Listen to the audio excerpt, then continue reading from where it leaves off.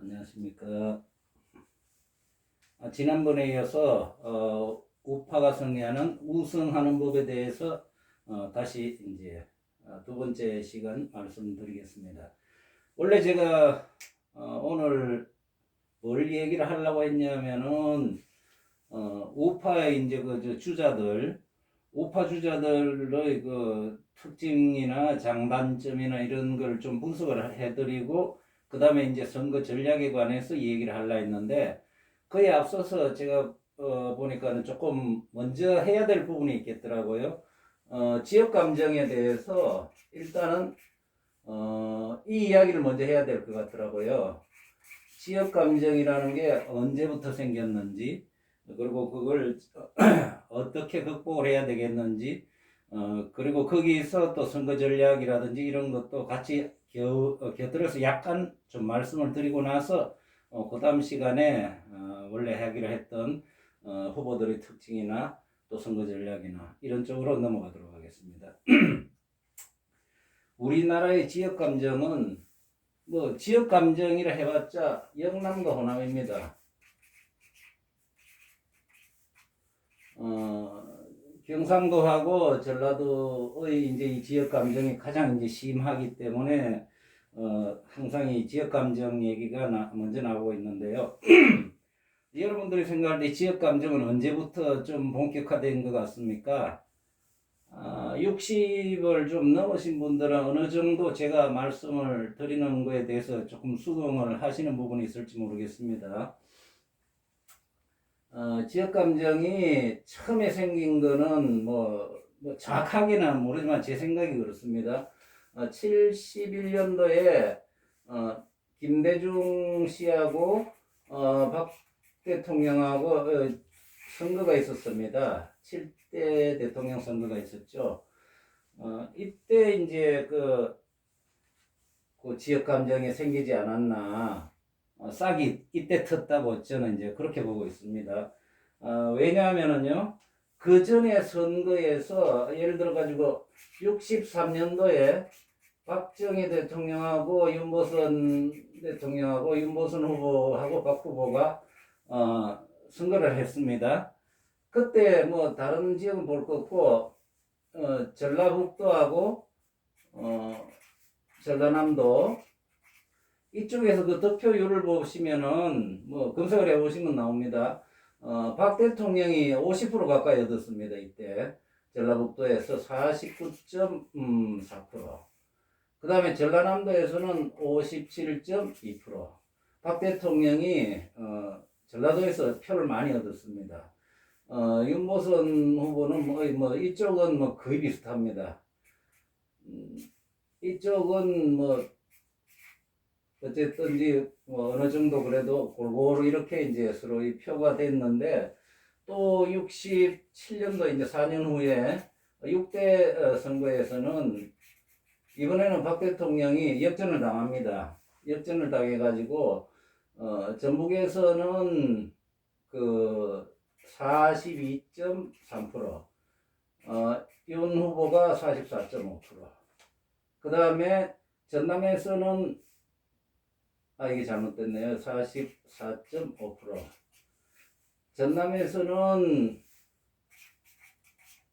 박 대통령이 박 후보가 44.5%예요. 44.5%. 윤보선 후보가 46.6%. 그리고 이 전북에서는 48.7%. 예.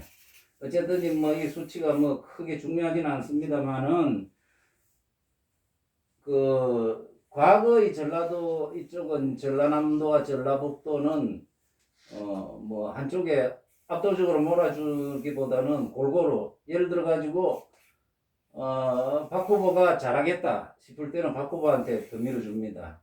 또 아니 그건 아니다, 또 이번에는 좀 저걸 해야 되겠다, 좀 견제를 해야 되겠다 할 때는 또 윤 후보한테 많이 밀어줍니다. 이런 식으로 저 선거할 때마다 이제 저 표를 분산을 시킵니다. 41.5%와 35.9%. 예.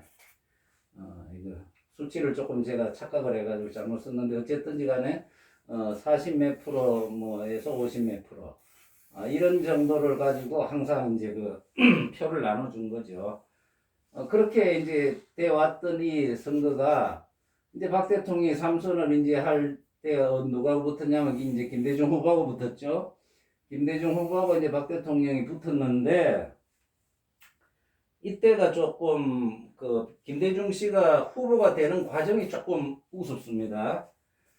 신민당 그 전당대회에서 후보 이제 강력한 이제 세 명이 이제 나타났죠. 김대중 씨하고 김영삼 씨하고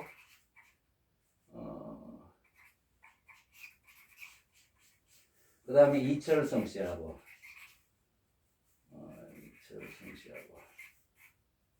뭐 어쨌든 간에 이 세 분이 나타났는데 어떻게 됐느냐 하면은 과반의 득표가 나오지 않을 때는 1위와 2위가 이제 그 결선 투표를 하기로 한다.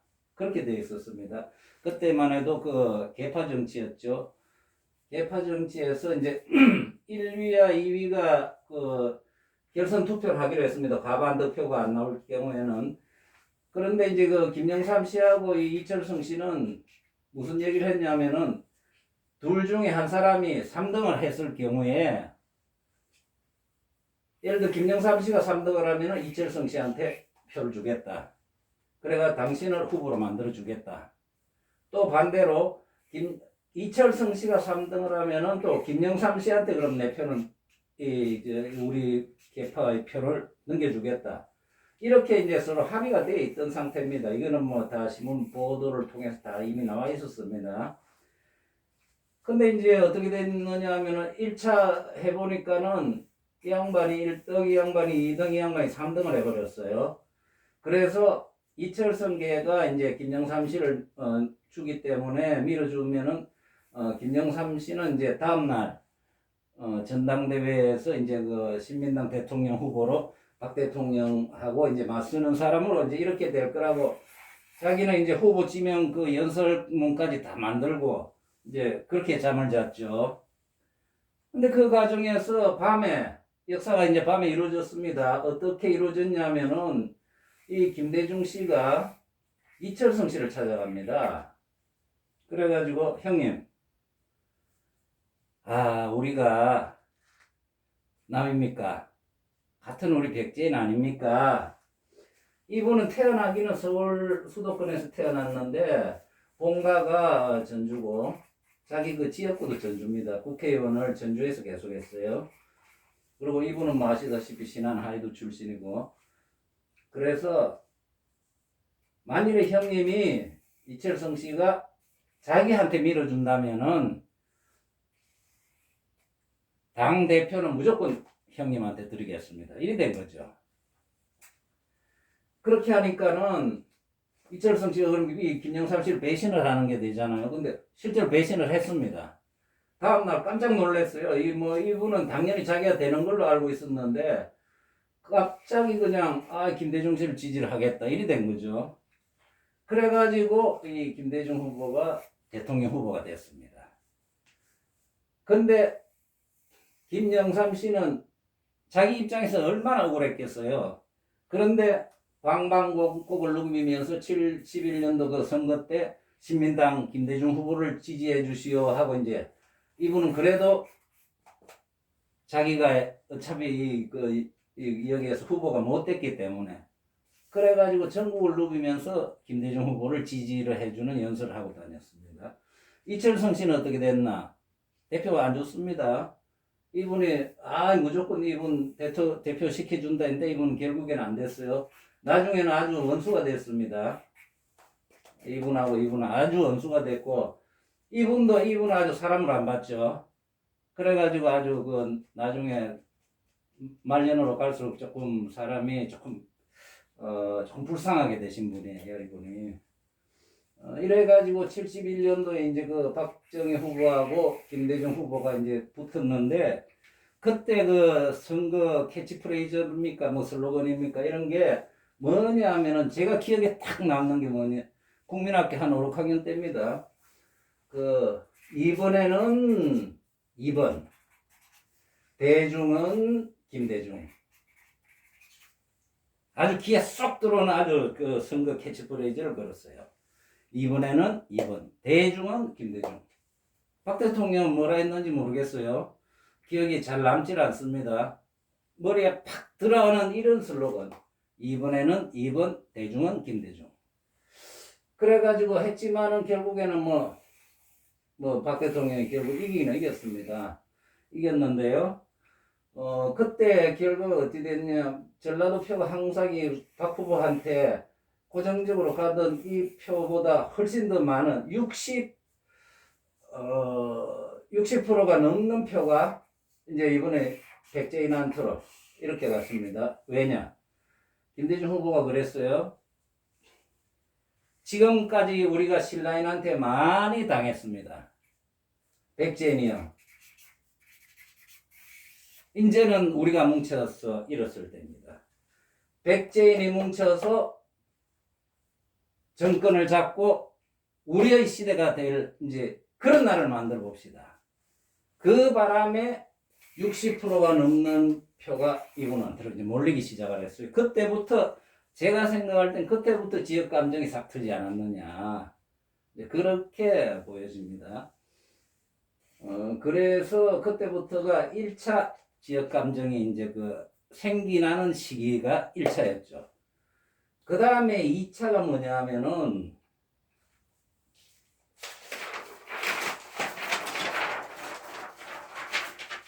지역 감정이 아주 이제 그 촉발이 된 2차가 뭐냐 하면은 79년도 이제 박 대통령 선거가 했죠.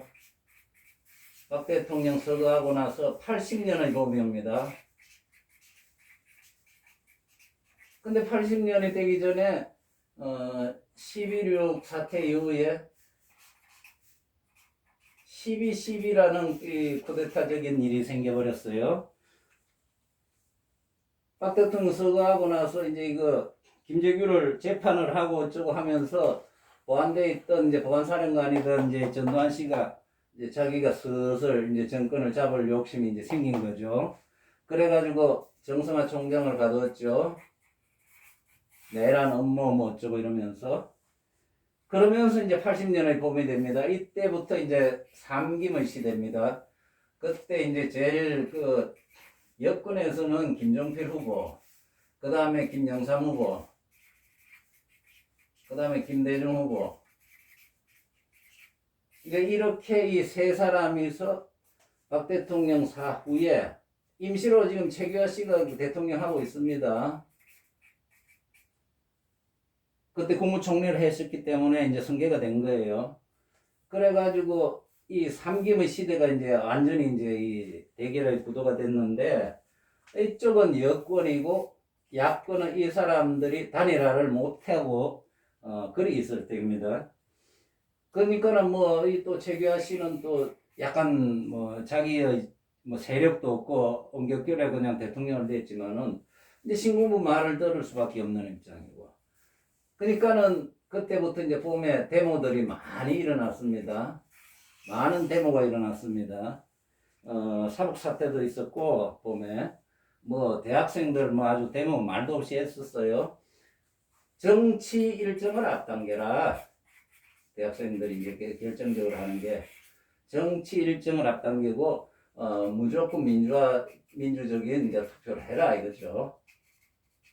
왜 뒤에서 자꾸 이제 이런 이상한 개헌을 하니 어쩌니 이런 거 하지 말고 빨리 해라 이거죠. 그때 만일에 그때 당시 이 세 명이 그대로 만일에 선거를 했으면은 제가 볼 때는 제가 지지하진 않았습니다만 이분이 됐을 것 같아요. 이분이 됐을 것 같고 그 다음에 이렇게 되는데 백제인들이 생각할 때는 무조건 또 김대중 씨가 되는 걸로 그렇게 생각을 하셨겠죠. 그리고 또 다른 분들이 생각할 때 무조건 이분이 되는 걸로 생각을 하셨겠죠. 각자 지지자들은 다 그렇게 생각을 했을 겁니다. 근데 뭐 올해 그 뒤에 어떤 일이 있었습니까? 이 김종필 씨 뒤에 이제 노태우가 나타났죠. 노태우가 이제 전두환 다음에 이제 노태우라는 분이 나타나가지고 노태우, 김영삼, 김대중이 이제 진짜로 한번 붙은 적이 있었습니다. 그때는 나는 이분이 될 줄 알았어요. 근데 또 호남 사람들은 또 무조건 이분이 되는 줄로 그렇게 생각을 했겠죠. 근데 결과는 노태우가 됐습니다. 이 양반이 대통령이 됐어요. 그때 슬로건은 또 뭡니까? 보통 사람이었죠. 보통 사람, 이 사람 믿어주세요. 아주 슬로건이라는 게 그냥 사람이 썩 들어가지고 자기 몸에 와닿는 그게 아주 항상 머리에 박히는 겁니다. 그래가지고 이제 그걸 볼 때 노태우가 되는 걸 봤을 때 김종필이 되지 않았을까. JP가 만일에 80년의 봄에 실제로 그 민주적인 투표를 했었다면 아마 내 생각으로는 JP가 됐을 것 같아요. 저는 이 사람 지지를 그때 당시 안 하고 이 사람을 난 지지를 하고 싶었어요. 근데 뭐 결과는 뭐 알 수는 없지만은 노태우라는 사람이 대통령이 되는 걸로 봤을 때 민주적으로 했을 때 아마 이분이 되지 않았을까 하는 생각이 듭니다. 근데 어쨌든 왜 5.18이 생겼습니까? 한참 데모를 하고 정치 일정에 대해서 막 민주적 투표를 하라고 아주 대학생들 데모도 어마어마했습니다. 그때 이분하고 이분은 단일화 안 하고 각자 이제 각자의 길을 가는 거죠. 그러니까 이제 광주 쪽에서 생각할 때 아유 무조건 이 사람이 대통령 될 건데 왜 정치 일정을 앞당기지 않고 이러느냐 이러면서 이제 데모를 좀 심하게 했어요. 전남대하고 뭐 어쩌고 이래가지고 그러니까는 뭐 군사적인 이 겸하에서 이거 아주 들어올 빌미가 아주 이제 적절한 타이밍에 이제 자꾸 데모를 한 거예요. 이쪽에서 아주 과격하게. 그러면서 또 데모 또 진압하고 데모를 하는 과정에서 또 무기고 탈취를 하고 그 경찰서 무기고 도청 뭐 이런 쪽을 이제 아주 이 5.18 당시에 이제 이렇게 탈취를 하고 이러는 바람에 아주 결정적으로 이제 이게 광주 사태가 발발을 한 거죠. 그래가지고 결국에는 이런 이 민주적인 투표가 이때 못하고 말았습니다. 못하고 결국에는 전두환 정부가 이제 탄생하게 되는 거죠.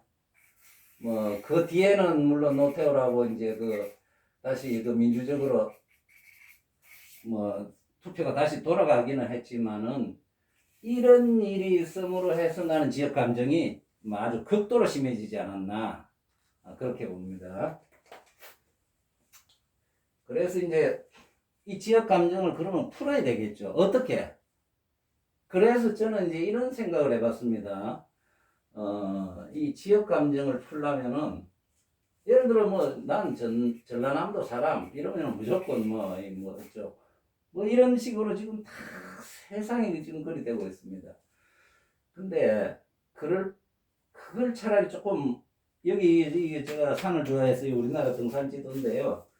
이 우리나라 이제 남쪽만 그려보면은 뭐 태안반도하고 이 전라도 이쪽하고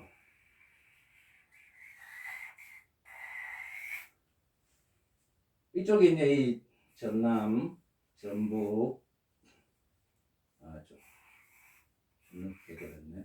그 다음에 이제 경남, 경북, 충청도 이제 충청북도, 충청도 여기는 이제 경기하고 이제 서울이죠. 강원. 이 지금 행정구역이 이렇게 되어 있지 않습니까? 저는 이 행정구역을 예를 들어 가지고 뭐 아주 이런 식으로 잘라 가지고 남 1도, 남 2도 이거는 전라도하고 경상도를 전라도 일부, 경상도 일부를 이제 보탭니다. 남 2도, 그 다음에 이쪽은 남 3도. 같은 이제 남도라 이거죠, 남도. 전라도고 경상도고 간에 다 남도다 이거예요. 일단은 좀 강제적으로라도 이런 식으로 남 1도, 남 2도, 남 3도 해가지고 지역이 서로 이쪽에서 좀 융화가 되면은 어느 정도 이게 좀 없어지지 않을까. 백제인이니 신라인이니 이런 거 따지 그 옛날 그 다 지나간 옛날 역사를 그 들추모하겠어요. 저는 이제 아이디어로 그냥 그렇게 생각을 했습니다. 뭐 중1도, 중1도, 중2도, 중3도라든지 뭐 어떻게든 뭐 항상 그 경기도나 충청도나 이 강원도는 옛날에 뭐 한때는 강원도는 뭐 무조건 뭐 보수 깃발만 꼽으면은 뭐 당선된다고 했지만은 지금은 전혀 그렇지 않아요. 지금은 강원도도 야권이 셉니다. 충청도도 과거에는 여권이 셌지만 지금은 보수가 셌지만 지금은 진보가 셉니다. 근데 지금 이제 이 문정부가 하도 이제 이거 뭐 엄청난 이 실정을 하니까는 극좌의 이제 이것만 난무를 하다 보니까는 지금은 이쪽 민심들이 아마 다 돌아서고 있을 거예요. 이제 이 우쪽으로 보수 쪽으로 왜 이게 잘못됐느냐 꼭 따져보면은 뭐 알 수 있지 않겠습니까? 자기가 잘못하는 거는 무조건 안 돼. 그거는 인정을 해줘야 돼. 남이 잘못할 때는 아주 그냥 그래서 윤 총장을 임명을 할 때 우리 총장님 하고 임명을 했잖아. 왜? 이명박, 박근혜 이쪽 시대의 잘못된 점을 아주 냉정하게 그냥 아주 칼같이 수사를 하고 조지니까는 야, 우리 총장님 이분은 우리 총장님 우리 편이다 이거죠. 근데 이 양반이 그래가지고 그 우리 총장이 이제 검찰총장이 되고 또 이쪽에서 잘못한 게 막 울산시장이니 뭐 무슨 사태 뭐 갑자기 생각도 안 난다. 거기에 대해 또 수사를 하고 원전이니 뭐 있자 비리에 대해서 또 잘못된 걸 또 수사를 하니까 갑자기 그냥 안 된다고 막 난리를 부리는 바람에 지금 이분이 갑자기 그 우파의 그 대통령 후보 아주 1순위가 돼버렸잖아요. 자기가 할 때는 자기한테는 아무것도 하지 마라. 그거는 잘못되지 않았느냐. 그러면은 이 극자 이쪽도 잘못된 정치를 할 때는 그거는 그렇게 해서는 안 된다. 이렇게 얘기를 해야지. 예를 들어 보수가 잘못된 거라면 이쪽에서 아주 그냥 막 이 계급풍을 물고 이야기를 하다가 자기네들이 잘못한 거는 그럴 수도 있지 뭐. 그리고 남이 이쪽에 대해서 안 좋은 평을 하면 그냥 개떼같이 달라들어가지고 아주 여론전을 아주 대단하게 하기 때문에 이거는 도저히 될 수 없는 상황이다. 그래서 제가 오늘 말씀드린 거는 지역 감정을 어떻게 왜 이 지역 감정이 생겼냐는 거하고 극복하기 위한 게 이건 뭐 제 혼자의 아이디어입니다. 이렇게 하고 그 다음에 이제 나중에 정치 슬로건이 그만큼 중요하다. 귀에 쏙 들어오는 슬로건을 만들어야 된다. 일단은 요 정도까지만 하고 또 너무 길게 하면은 제가 하니까는 실제로 이제 이 선거에 대한 이제 그 전략을 어떻게 세워야 되느냐 이런 문제. 그 다음에 이제 누가 후보가 되는 게 낫느냐, 윤 총장이냐, 홍준표냐, 아니면은 뭐 오세훈이냐, 또 뭐 안철수냐, 뭐 원희룡이도 있죠. 이런 사람들의 그 특징, 또 누가 과연 후보가 돼서 일을 하면은 잘할 수 있겠는가는 그런 부분에 대한 이제 분석은 또 다음 시간에 제가 하도록 하고 오늘은 일단은 제가 느낀 지역 감정과 정치적으로 이런 슬로건을 쓰니까는 어필이 되더라는 부분. 예, 일단 간단히 그렇게 보고를 드리고 오늘 시간 마치도록 하겠습니다. 감사합니다.